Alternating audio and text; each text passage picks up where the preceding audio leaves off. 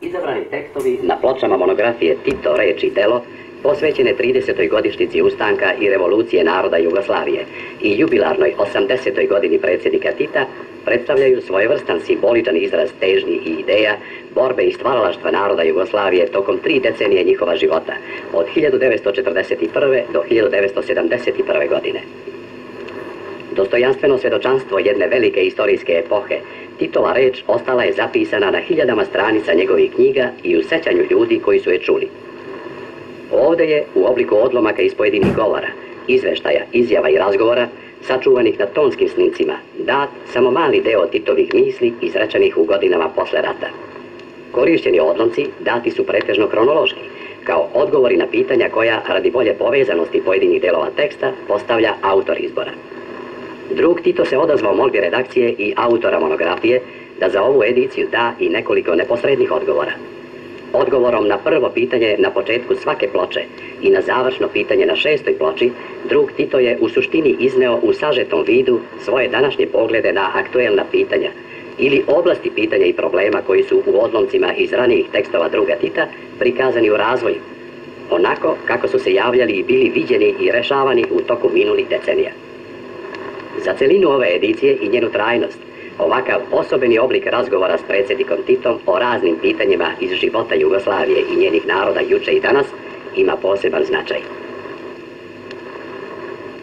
Kad danas, druže Tito, razmišljate o godinama rata i oružane etape revolucije naroda Jugoslavije, kakav značaj pridajete izvojevanim tekovinama? Kad se čovjek u mislima vraća natrag u prošlost i razmišlja kroz kakve su sve teškoće prošli, da bi kroz narodnu revoluciju u kojoj su učestvovali svi naši narodi došli do ogromnih rezultata koje smo ostvarili, mora da zaključi da je najveće što smo u toj revoluciji postigli upravo bratstvo i jedinstvo koje je u njoj ostvareno. Cijena koju je ta tekovina plaćena suviše je velika, da bismo danas mogli dozvoliti bilo kome da prije svega bratstvo i jedinstvo, isto tako i druge tekovine naše revolucije bilo čime ugrozi. Zato kad danas vidim da još uvijek ima ljudi koji nas sve to zaboravljaju, na razne načine ruše i pokušavaju da ruše velike tekovine naše revolucije za koje su date tako velike žrtve u toku naše oslobodilačke borbe, to mi veoma teško pada. Značaj naše oslobodilačke borbe i tekovina ostvarenih u toj borbi ogroman je. Jugoslavija je danas u svijetu primjer zemlje koja u najtežim vremenima uspjela da se odupre sili koja je ugrožavala ne samo Europu nego i čitav svijet. I da u toj džinovskoj borbi ostvari i sačuva svoje jedinstvo uprkos svim pokušajima da se putem razdora i raznih drugih mahinacija naši narodi odvoje jednih od drugih. Hronološki posmatrano, šta je prethodilo napadu na Jugoslaviju 1941. godine i kako je, prema referatu maršala povodom 10-godišnjice Jugoslovenske narodne armije, izgledao sam napad? Već u početku marta 1941. godine sva kontinentalna Evropa, sem Jugoslavije i Grčke, koja je bila u ratu s Italijom, bila je okupirana. Kao posljednji Hitlerov satelit pristupila je Trojnom paktu 1. marta 1941. godine i Bugarska. Tako se i susjedi Jugoslavije, Mađarska, Rumunjska i Bugarska pristupile Trojnom paktu i postale vojne i ekonomske baze za dalje osvajanje Hitlera i Mussolinija.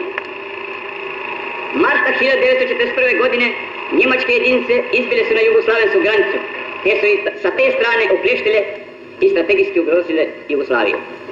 Kao hitan zadatak sile Osovine smatrale su potrebu da bilo milom, bilo silom okupiraju Grčku i Jugoslaviju, jer prema njihovom planu Barbarossa od decembra 1940. godine trebala je 15. maja 1941. godine napasti na SSR i stoga je trebalo imati Balkan kao strategijsku bazu za obezbeđenje zaljeđa. Hitler je nameravao da postigne to na sljedeći način. Prvo, u toku marta koncentrisati jače snage u Bugarsku i prema planu Merita napasti na Grčku i za nekoliko dana u sadejstvu s talijanskim divizijama iz Albanije razbiti i uništiti grčku armiju i engleske jedinice u Grčkoj. Drugo, tokom marta diplomatskim putem pomoću profašističke jugoslavenske vlade Cvetković-Maček uključiti Jugoslaviju u Trojni pakt, što mu i polazi za rukom 25. marta kada je potpisan sporazum. Pri potpisivanju ovog sporazuma Hitler i vrhovna komanda mogli su konstatovati da sve pripreme za napad na SSR po planu Barbarossa teku u redu. Ali ako je Hitler odlučio tako, nisu tako mislili narodi naše zemlje, jer su dan poslije potpisivanja ovog sporazuma jugoslavenski narod izbacili izdajničku vladu i time se opredelili na stranu antifašističkih snaga, pri čemu je odlučujuću vodeću ulogu imala Komunistička partija Jugoslavije. To je iz temelja pomrsilo planove Hitlera na Balkanu, a naš u Jugoslaviji. Taj akt jugoslavenskih naroda odjeknuo u inostranstvo veoma snažno. Nekoliko časova poslije dobijanja vijesti o događajima u Jugoslaviji, Hitler je održao sjednicu sa svojim generalštabom. Na sjednici je donesena odluka da se najhitnije izvrši koncentracija njemačkih snaga u Bugarskoj, Rumunjskoj, Mađarskoj i Austriji, a talijanskoj u Albaniji i prema talijanskoj jugoslavenskoj granici. I da se silje osovine uz pomoć Mađarske, Rumunije i Bugarske da unište uz pomoć tih zemalja Jugoslavije i vojnički i kao državu. Ova Hitlerova odluka za napad na Jugoslaviju imala je dalekosežnih posljedica. Njemačka vrhovna komanda morala je na brzu ruku izmijeniti predviđene vojne planove u pokretima i koncentracijama snaga, odgoditi izvođenje plana Barbarossa, to jest napad na SSSR, za 38 dana, od 15. maja na 22. jun 1941. godine.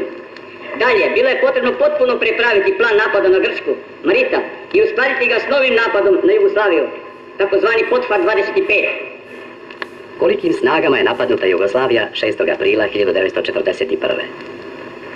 Za napad preko granice Jugoslavije, njemačka vrhovna komanda u sporazumu sa talijanskom vrhovnom komandom odredila je po planu Pothvat 25 25 njemačkih divizija, među kojima su bile 7 tenkovskih, 4 motorizovane i 1 laka divizija. Zatim 23 talijanske divizije i mađarskih 16 brigada, odnosno 8 divizija. Bugarske snage određene su kao rezerva s tim da se uključe u operacije protiv Jugoslavije ako bude trebalo. Dok su rumunjske snage imale da posjednu granicu prema Jugoslaviji. Dakle, ukupne fašističke snage koje su napale preko granice Jugoslavije iznosile su oko 56 divizija. Prema prepravljenom planu Merita, koji se u isto vrijeme izvodi protiv Grčke, angažovano je 29, odnosno 27 divizija potpunih. Ukupno su dakle protiv Jugoslavije i Grčke angažovali Njemci i Italijani zajedno sa satelitima najmanje 83 divizije i znatne vazduhoplovne snage. Koliko su te snage može se vidjeti iz činjenica da su Njemci 22. juna napali SSSR sa 145 svojih i 15 rumunskih divizija, to je sa 160, a to znači svega za 2 put većim snagama nego što je bilo u napadu na Jugoslaviju i Grčku. 6. aprila 1941. godine napadnuta Jugoslavija sa svih strana. Tim ogromnim snagama. Za svega 12 dana Jugoslavija je bila pregažena i okupirana, a vojska sa cjelokupnim vojnim materijalom predata je od izdajničkog vojstva u ruke neprijatelja. Šta je predvideo Centralni komitet Komunističke partije Jugoslavije u vezi sa opasnošću od napada na Jugoslaviju? Još do napada raznih fašističkih okupatora na Jugoslaviju, CK KPJ bio je zabrinut u vezi sa sposobnošću bivše jugoslavenske vojske za odbranu zemlje u slučaju eventualnog napada na Jugoslaviju. Ta zabrinutost zasnivala se na sljedećim činjenicama. Prvo, vrhovno vodstvo vojske bilo je većim dijelom korumpirano i nesposobno. Drugo, nacionalno ugnjetavanje imalo je jak utjecaj u samoj vojsci i time je oslabilo u moralnom i borbenom pogledu. Treće, peta kolona imala je vrlo jake pozicije i u samoj vojsci. Četvrto, vojska je uslijed malverzacije bivših vladajućih krugova koji su krali narodni novac predviđen za naoružanje, ostala vrlo slabo naoružana. Zato je CK riješio još 1940. godine da se preko raznih veza uspostave u vojsci kontakt s najnaprednijim oficirima i da se pomoću takvih oficira stvori jezgro za rat u vojsci. Ne samo na stvaranje partijskih organizacija, već i za suzbijanje pete kolone i pripremanje uslova da u slučaju kapitulacije bar jedan dio vojske bude spašen za dalje otpor napadačima. U tom cilju bila je pri Centralnom komitetu stvorena i vojna komisija pod rukovodstvom jednog člana Politbirova. Razumije se da rad te komisije bio vrlo otežan time što je oficirski kor jugoslavenske vojske decenijama vaspitavan u duhu slijepe vjernosti kralju i monarhiji, pa je prema tome bio u velikoj većini neprijateljski raspoložen prema komunističkoj partiji, a rodoljublje tadašnjih oficira nije se manifestovalo u vjernosti prema narodu, već prema monarhiji. Kakve je perspektive otvorila borba za koju se odlučila Komunistička partija Jugoslavije? Mračna i teška je bila tada situacija. Nama koji smo i tada bili na rukovodstvu KP Jugoslavije, bilo je jasno da ćemo se morati u početku borbe osloniti u prvom redu na svjesne radnike, na svjesne seljake i naprednu narodnu inteligenciju. Jer vojske više nije postojala. Narod je ostao bez oružane sile na koje je u toku više od 20 godina trošio ogromne pare. A čijim krivcu na svijetu propalo? Velika većina naroda postala je najedanput svjesna sve težine svoje tragedije. Njoj je postalo jasno ko su glavni krivci, ali jedan dio krivaca je skaren na čelu pobjegao u inostranstvu. Drugi dio je stupio u otvorenu službu okupatora u borbi protiv naroda. Nažalost, i jedan dio naroda dao se zavarati okupatorskom, ustaškom, četničkom, nedičarskom i rupnikom propagandom i tražio je izlaz iz te tragedije na sasma pogrešnom putu. Na putu bratoubilačke borbe, na putu pokoravanja okupatorima i čekanja boljih dana. Za taj dio zavedenog naroda mi smo vodili borbu da se istrgne ispod utjecaja okupatora i kvislinških vođa i to nam je u velikoj meri uspjelo. Iz te tragedije naših naroda, iz prošlih borbi protiv nenarodnih režima, CK na čelu KPU izvukao je dragocjene pouke i odredio je jasnu i čvrstu liniju. Liniju bespoštedne borbe protiv okupniju, bespoštedne borbe protiv okupniju, bespoštedne borbe protiv okupniju, bespoštedne borbe protiv okupniju, bespoštedne borbe protiv okupniju, bespoštedne borbe protiv okupatora i vukao je dragocjene pouke i odredio je jasnu i čvrstu liniju. Liniju bespoštedne borbe protiv okupniju, bespoštedne borbe protiv okupniju je postavili skoro svi važni elementi kojima je raspolagao protiv. Mi smo do duše imali ili nikako ili slabo naoružen borački element, ali sa nenadmašivim moralom, odlučnosti i junaštvom. Mi smo imali narod koji je dao sve što je imao, koji je dijelio i posljednje zaloga s borcima na bojištu. Mi smo imali i sjajno omladine žene borce na bojištu i u pozadini. Ukoliko se kod nas uopšte može govoriti u pozadini.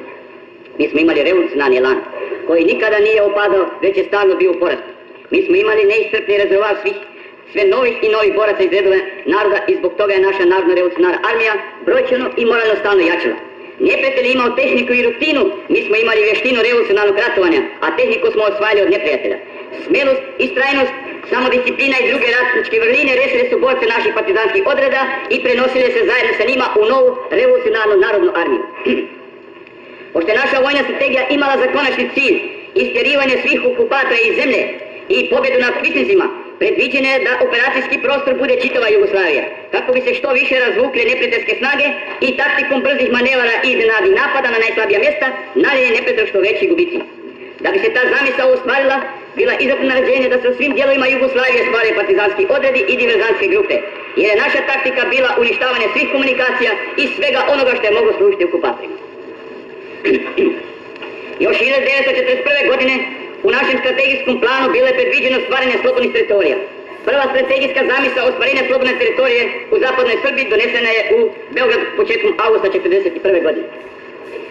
Vojno rukovodstvo u Centralnom komitetu KPU dalo je borbeni zadatak partizanskim odredima zapadne Srbije da očiste zapadnu stranu vojno rukovodstvo u Centralnom komitetu i prenosile se zajedno sa njima u novu revolucionarnu narodnu armiju.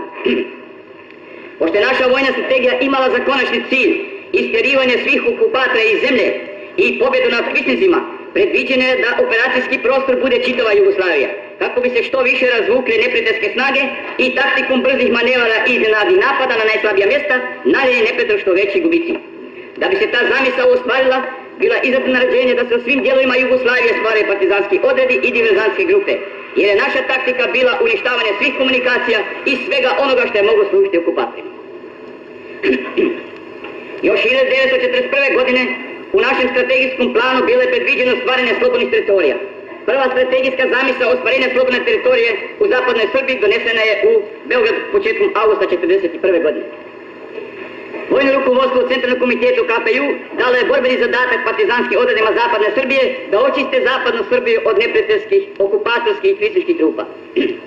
Taj je zadatak bio sjajno izvršen, jer su već do kraja septembra 1941. godine pali u naše ruke gradovi Krupanj, Loznice, Užice, Čačak, Gornji Milanovac, Bajina Bašta, Ljubovija, Užička, Požega i druga mjesta. Tako da je čitava teritorija zapadne Srbije bila oslobođena. Stvaranje ove slobodne teritorije imala je ogroman moralno-politički, a i materijalni značaj za daljnje brže širenje revolucionarne narodno-slobodilačke borbe. Oslobođena teritorija omogućila je nama između ostalog i to da smo pod kraj septembra 1941. godine mogli održati vrhovno vojno savjetovanje u stolicama kod Krupnja, na koje su došli vojni rukovodioci i vojni organizatori svih krajeva Jugoslavije osim Makedonije. Na tom savjetovanju formiran je vrhovni štab narodno-oslobodilačkih partizanskih odreda Jugoslavije i, pored ostalog, na osnovu analize o borbi u Srbiji razrađen je dalje strategijski plan borbe za čitavu Jugoslaviju. Rešeno je da se formiraju glavni štabovi Bosne i Hercegovine, Hrvatske, Slovenije i Crne Gore, radi neposrednog rukovođenja operacijama na svom terenu. Dok je u Srbiji, gdje je vrhovni štab imao komandu, glavni štab formiran tek poslije povlačenja glavnini trupa iz Srbije. To je bilo neophodno zbog nedostatka veza, radi lakšeg širenja ustanka i pravilnog rukovođenja oružanim borbama. Uz mijenjanje taktike prema specifičnim uslovima u svakom pokrajini, Vrhovni štab je rukovodio i dalje kao vrhovni vojni organ, dajući između ostalo strategijske i taktičke sugestije glavnim štabovima i usklađujući krupnije vojne operacije. Ali vrhovni štab vršio je i političke, odnosno neku vrstu državne funkcije i funkciju organizatora narodnih vlasti, jer je većina članova politbirova sastavljala vrhovni štab. Tu funkciju vrhovni štab je imao do prvog zasjedanja AVNOJ u Bihaću od 26. i 27. novembra 1942. godine. Kao daljna dopuna strategijskog plana borbe u stolicama je rešeno da glavni štabovi pokrajina moraju stvarati slobodne teritorije kao baze za brže i jače širenje oružane borbe i stvaranje narodnih vlasti, koje su pored ostaloga imale zadatak da se brinu za snabdjevanje narodne oružane sile i zbrinjavanje ranjenika. Kakve su bile posljedice povlačenja iz Srbije? Naše povlačenje i gubitak slobodne teritorije u Srbiji nije imalo za daljno našu borbu neku tragičnu posljedicu. Jer mi smo u to vrijeme već imali slobodne teritorije i u Bosni i Hercegovini, pa i u Hrvatskoj i u Crnoj Gori. Mi smo i u buduće ne jedan put izgubili neku slobodnu teritoriju, ali mi smo uvijek osvajali još veće teritorije. Gubitak jedne značio je za nas zadatak da osvojimo druge, ili iste sa još većim prostorom. Mi nismo smjeli dozvoliti smanjivanje naših baza kao kad je u isto vrijeme naša oružana snaga stalno rasla. Za svakim našim porazom morala je uslijediti još veća naša pobjeda. To je zakon revolucionarne strategije i taktike. Revolucionarna taktika zahtjeva stalne ofenzivne akcije, jer samo takve akcije ulivaju revolucionarni borbeni duh i novi poljet onima koji se bore i onima koji tek dolaze u borbu. 22. decembra 1941. godine formirana je bila prva prijateljska brigada u Sandžaku, Varši, Rudu. To je dan rođenja naše slavne armije. Zašto ne neki drugi dan, pitao bi neko? Zato što su prije postojali partizanski odredi, a ne regularne jedinice. Iako su u nekim odredima postojali bataljoni koji su imali vojničku formaciju trojnih sistema i tako dalje. Dakle, tu je stvorena prva prijateljska kao regularna vojna jedinica koja se mogla upotrebiti na bilo kom bojištu Jugoslaviji. A kroz 2,5 mjeseca stvoreni su iz drugih srpskih bataljona i druga prijateljska brigada. Kakav je bio odnos snaga Narodno-oslobodilačke vojske i okupatorskih i kvislinških snaga krajem 1941. a kakav krajem 1942. godine? Od kraja 1941. godine bilo je u čitavoj našoj zemlji 24 okupatorskih divizija sa 390.000 vojnika. Osim njih i 2 nepotpune divizije, 5 brigada, 11 pukova i oko 67 bataljona. Pored toga okupatori su odmah iz početka uspjeli organizirati kvislinške oružane snage Nedića, Pavelića, Pečanca i drugih.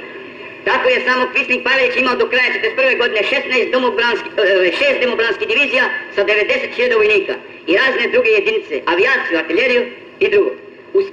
I razumije se specijalne ustaške jedinice, poglavniku telesnu stražu, 12 ustaških bataljona, jedan brzi sklop, Crnu legiju u Sarajevu i obrambenu bojnu u Jasenovcu. Dakle, ukupno 14 bojni i jednu legiju sa 15.000 ljudi. Naše snage u čitavoj Jugoslaviji sastavili su se pod kraj 1941. godine od 92 partizanska odreda. U Srbiji, u Bosni, u Hercegovini, u Hrvatskoj, Vojvodini, Crnoj Gori, Sloveniji i Makedoniji sa oko 80.000 boraca. Taj broj naših boraca staje prema skoro pola milijuna okupatorskih i kvislinških trupa. Odnos je dakle bio 1:6, ali se naše snage koje su stalno rasle predstavljale ozbiljnu opasnost za okupatora i kvislinga. Pred kraj 1942. godine u Jugoslaviji je bilo samo okupatorskih 3-4 divizije. Osim toga i jedna nepotpuna divizija, 5 brigada, oko 15 pukova i oko 140 bataljona sa 680.000 vojnika. Od toga je bugarskih vojnika bilo 85.000, a mađarskih 18.000. Ne računajući Nedićeve, Četničke, Rupnikove snage, sam Pavelić je pred kraj 1942. godine imao sastav ustaških legija iz drugova 42.000 vojnika. A sa domobranskim jedinicama koje su sačinjavali osim artiljerije i avijacije, 6 pešadijskih i jednu brdsku diviziju, imao je 116.000 vojnika. Dakle, oko 800.000 svih neprijateljskih vojnika bilo je pod kraj 1942. godine protiv naših 150.000 boraca. U to vrijeme stvorene su na oslobođenoj teritoriji mnoge nove brigade i od njih su formirane veće vojne formacije. Tako smo pod kraj 1942. godine, osim 79 partizanskih odreda imali i 2 korpusa, 9 divizija, 36 brigada, 70 samostalnih bataljona i 15 samostalnih četa regularnih jedinica. To do duše još nisu bile formacijski pune, ni po broju, ni po tehniki i upremljene jedinice, ali su se one stalno povećavale, a naša borbena taktika u to vrijeme zahtevala da jedinice budu manje, ali pokretljive radi lakšeg i bržeg manevrisanja. Koja je godina rata bila najteža, prema ocjeni u političkom izvještaju generalnog sekretara na 5. kongresu Komunističke partije Jugoslavije 1948. godine? Prva godina rata bila je za nas najteža i to iz više razloga. Prvo zbog toga što je KP u toj godini činila ogromne napore da se razvije oružani ustanak u svim dijelovima Jugoslavije. Baš u toj godini palo je najviše rukovodećih ljudi naše partije koji su pod najtežim uslovima vršili organizaciju narodnog ustanka. Drugo, baš u toj godini Komunistička partija Jugoslavije morala je pokazati svu svoju sposobnost u produbijanju poverenja naroda. Baš u toj godini partija morala činiti sve da narod stekne vjeru u mogućnost uspješne borbe protiv okupatora. Baš u toj godini dolazilo je do kolebanja jednog dijela naroda, tamo gdje su nastale teške situacije usred privremenog poraza, kao na primjer u Crnoj Gori i Hercegovini, u zapadnoj Srbiji i u istočnoj Bosni. Treće, baš u toj godini bilo je najteže doći do veće količine municije i drugog ratnog materijala, jer su vojne jedinice još bile preslabe za velike napade na veća neprijateljska uporišta. U toj godini su i okupatori i kvislinci bili još vrlo jaki. To je bila godina teških iskušenja za naše narode i ujedno surova ratna škola za naše partizanske i druge vojne jedinice. U toj se godini učvrstila i prekalila naša narodna vojska. Stabilizirao se ustanak, uhvatila je čvrsto korijena narodna vlast u mnogim krajevima. Mnoge teške borbe poslije toga nisu nam više bile tako opasne za ustanak, jer je zemlja bila sva jedno bojište i neprijatelj nije bio dovoljno jak da bi mogao odjedan puta, to jest u isto vrijeme u svim krajevima, na ogromnom prostoru preduzeti opšti napad i izdržati ga do kraja. Uprkos tome što je u Jugoslaviji stalno bilo preko pola miliona okupatorskih i kvislinških trupa.